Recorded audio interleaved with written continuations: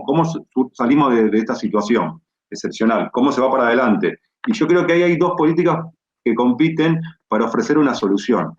Una, que es la de la flexibilización del mercado y del trabajo, donde se reducen los derechos, donde se bajan los costos, donde los neoliberales dicen que se mejora la oferta y a partir de ahí empieza a reactivarse el resto de la rueda. Y por otro lado, está una política denominada neokeynesianismo, que plantea más el tema de la inversión, fundamentalmente la participación del Estado y en la dinámica y el consumo para así generar más empleo.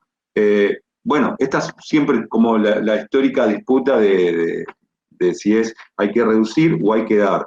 Queda claro que las únicas políticas en la historia del capitalismo que mostraron utilidad para quebrar ese costo o ese cerco de la pobreza y la distribución son las vinculadas al aumento de la inversión tanto pública como privada también. Es necesario la inversión de los dos lados. Que mejoren los estándares de inclusión y la movilidad social. Y ahí es donde me quedo pensando que la política, en definitiva, siempre la respuesta está en la política. La política requiere definir esos obstáculos y construir mayorías para derribar esos impedimentos que tratan ni más ni menos que dar una construcción de una relación de fuerza, ¿no? O sea, empezamos a pujar la fuerza y ahí es donde los sindicatos, los partidos progresistas, necesitamos empezar a buscar, primero definir, tomar conciencia de la situación y buscar esas alianzas para poder empezar a equilibrar las fuerzas, ¿no? Porque enfrente los poderes económicos siguen siendo muy fuertes. Bueno, queda claro lo que vos conseguiste esta semana a partir de las alianzas, de dar un pequeño paso, que es un proyecto, ¿no? Que me gustaría que nos cuentes un poco de cómo surge en tu cabeza la idea de la reducción de la jornada horaria, más allá de que no es una idea nueva, pero bueno, siempre hay que estar con la idea presente para poder plantearla en el momento justo, y cuando todo el mundo decía que no era el momento oportuno, vos la pusiste sobre la mesa y se generó una ventana de oportunidades y hay un proyecto piloto. Contame qué fue el mayor impedimento que encontraste cuando saliste a plantear este tema de la reducción de la jornada horaria. Bueno, esta es una idea, en realidad, en España llevamos sin hacer una reducción sustantiva del tiempo de trabajo prácticamente un siglo, casi un siglo. Si no lo recuerdo mal, en 1919 se conquista en España la jornada de 8 horas. Es una huelga histórica que conduce entonces la histórica CNT, el Sindicato Anarcosindicalista, que en la huelga de la canadiense, en Barcelona, conquista una huelga muy dura que conquista las 8 horas, que luego se generalizan como derecho laboral. Y desde entonces llevamos un siglo trabajando lo mismo, a pesar de que cada vez tenemos más capacidad para producir más con menos horas de trabajo. Digamos, hoy producimos mucho más que hace un siglo. Y eso no se ha convertido en más tiempo libre para la gente. No se ha convertido en más tiempo liberado para la vida, ¿no? Y producimos lo mismo y producimos más que hace 100 años. Es una propuesta que nosotros ya sacamos cuando nos presentamos en elecciones generales del pasado noviembre del 19, como Más País. Es una propuesta que nosotros sacamos del ecologismo, que dice en realidad que tenemos que empezar a reducir nuestro impacto medioambiental y nuestra huella ecológica, y eso pasa también por reducir nuestros desplazamientos al trabajo, y que lo plantea como una jornada de cuatro días, ¿no? De 4 días o 32 horas en función de, en cada centro de trabajo y en cada problemática concreta, cómo ayuda más a la conciliación, ¿no? Que es el segundo elemento fundamental. Es una medida verde, pero es una medida también que ayuda a la conciliación. Hoy, en España, formar una familia es extraordinariamente complicado y casi siempre recae sobre la responsabilidad, sobre la salud y sobre los cuerpos de las mujeres. En tercer lugar, es una medida que nosotros queremos para incentivar la productividad, para desarrollar la productividad.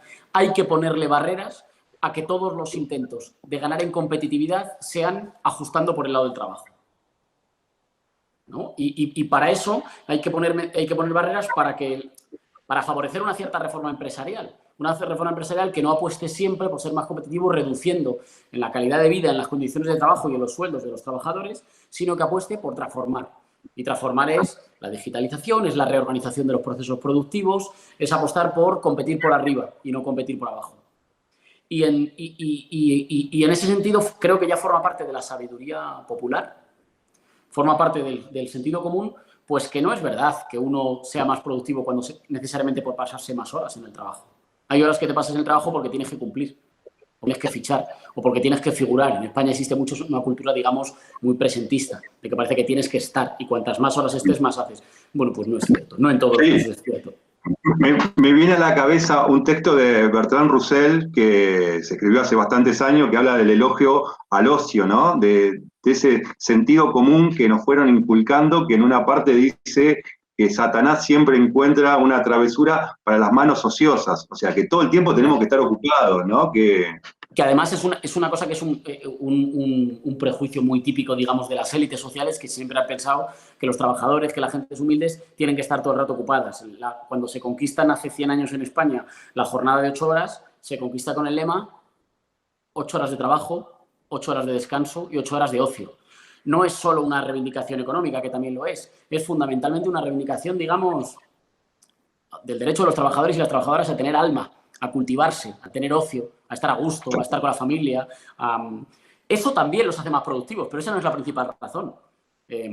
Pero hay que remarcar que eso también hace que los trabajadores trabajen en mejores condiciones y los haga más productivos. Pero la cuarta razón, que era lo que te quería decir, es una cuestión de derecho de ciudadanía, de libertad. En realidad la democracia es el tiempo libre de la gente humilde. Porque para poder ser ciudadano, para poder participar en política, tienes que tener tiempo para leer, para informarte, para darte un paseo, para escuchar, para tener curiosidad. Aristóteles, inicialmente, él se oponía a la democracia porque decía que no podía desarrollar virtud política alguien que tenía toda su vida ganándose un sustento. Decía, alguien que se pasa la vida ganándose un sustento no le da tiempo, no puede desarrollar virtud política, no puede pensar en lo común.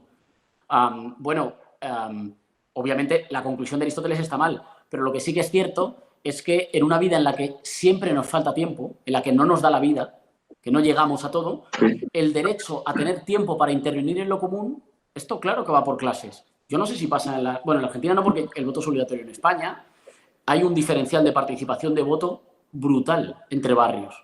En los barrios más humildes se vota mucho menos, se participa mucho menos política y electoralmente. ¿Y eso por qué pasa? Pues porque normalmente la gente está demasiado ocupada sobreviviendo, llegando a final de mes, pagando las facturas, arreglando los problemas. Digamos que... Eso lo planteaba Weber, ¿no? ¿Perdón?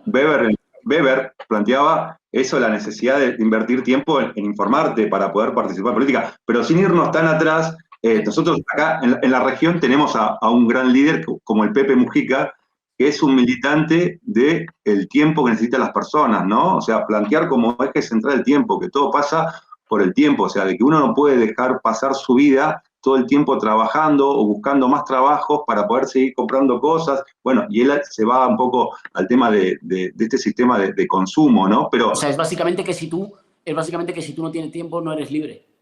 Si tú no tienes tiempo para nada, no eres libre, ¿no? Si no eliges qué puedes hacer, al menos con una parte pequeña de tus horas, no eres libre. Cuanto más, en realidad, parece que es volver muy a lo esencial, pero la lucha esencial de los y de las demócratas es por la tierra y por el que son las cosas más básicas, ¿no? Y al final la lucha es por la tierra y por el tiempo. Nosotros planteamos esto como una propuesta en los presupuestos, en la negociación de los presupuestos generales del Estado, y el gobierno del Partido Socialista y de Unidos Podemos nos lo rechazó, pero, y esto es importante porque me parece que aquí hay una pequeña lección, aunque la propuesta salió rechazada, se abrió un gran debate social y mediático en España. Es decir, la propuesta perdió en el Congreso de los Diputados, pero se abrió hueco en la discusión política común en los españoles. Salía en los medios de comunicación, la gente lo comentaba, nos escribía por las redes, se volvió un tema de conversación. Evidentemente, una buena parte de la gente sigue diciendo que no era posible. Yo sospecho que eran los mismos que hace 100 años habrían dicho que la jornada de 8 horas no era posible. Sí, tal cual. Pero hay que decir que aunque tuvimos una derrota política, tuvimos una victoria cultural. Es decir, la medida no salió aprobada institucionalmente, pero sin embargo sí se abrió paso en una discusión amplia en la sociedad española. Y por un azar del destino, el gobierno el pasado jueves tenía que aprobar un decreto para el reparto de los fondos europeos y no contaba con los votos. No llegaba. El gobierno en España es un gobierno que está en minoría en la Cámara y, por tanto, para cada cosa que quiere sacar tiene que negociar con diferentes formaciones, una de ellas con nosotros. y entonces no le daban los números. Nosotros no queríamos apoyar el decreto europeo porque le vemos muchas deficiencias, porque es fundamentalmente repartir los grandes fondos europeos primero para las grandes empresas, en un régimen de colaboración público-privada por la cual lo público asume el riesgo y lo privado asume el beneficio, básicamente. Teníamos muchas diferencias con el decreto y no lo queríamos apoyar, pero estaban muy necesitados de apoyarlo. Y, por tanto, se abrió una posibilidad, pues porque la política también es coyuntura y azar y saberla ver, se abrió una posibilidad para sacar adelante este pequeñito proyecto. ¿Que ¿En qué consiste?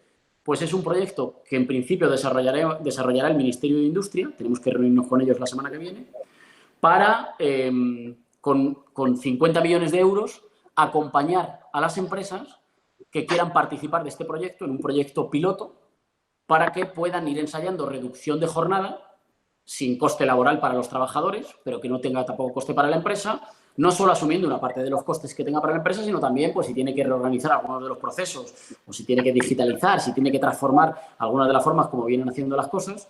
Se les acompaña, ¿para qué? Pues para poder evaluar cada año y al final de los 3 años cómo ha funcionado, cómo ha repercutido la reducción de jornada en la salud de los trabajadores, pero también en la propia actividad de la empresa.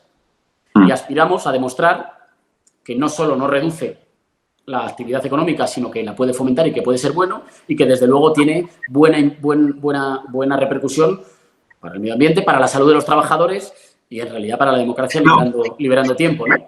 Es un pequeño paso, pero es un paso que a nosotros nos permite abrir y generalizar una discusión.